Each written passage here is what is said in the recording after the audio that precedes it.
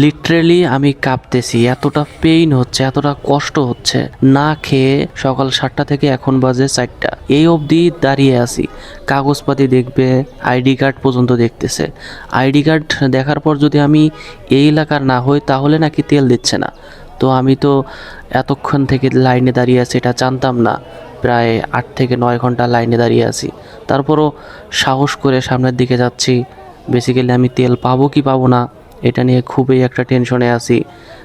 দেখি কি অবস্থা, সামনে কাগজপাতিগুলো দেখাই, দেখার পরে যদি আমাকে তেল দেওয়ার মনে করে তাহলে দিবে, না হলে তো আমার কোনো কিছু করার নাই। কাগজ বের করেন ভাই, কাগজ কাগজ। স্মার্ট কার্ড এখনো স্যার হয় নাই আমার। শাহিন মিয়া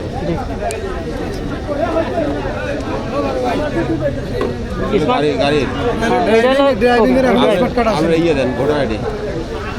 আইডি কার্ড দেখার পর বলল না তোমাকে দেওয়া যাবে না, কারণ তুমি অন্য এলাকার। আমি অনেক রিকোয়েস্ট করলাম, দেখেন আমি রংপুরে যাচ্ছি, তেল যদি শেষ হয়ে যায় ওইদিকে যদি না পাই তাহলে আমার কি অবস্থা হবে। অনেকক্ষণ রিকোয়েস্ট করার পর ওই যে ছাতা ধরা মানে লোকটি, ওই ভাইটি বুঝতে পারছে, তখন বললো দিয়ে দেন স্যার। প্লিজ দেন। ওই গাড়িটা কার, ওই গাড়িটা সারা গরম হয়ে গেছে। এ খায়রুল ভাই, জানেন কেন দেন?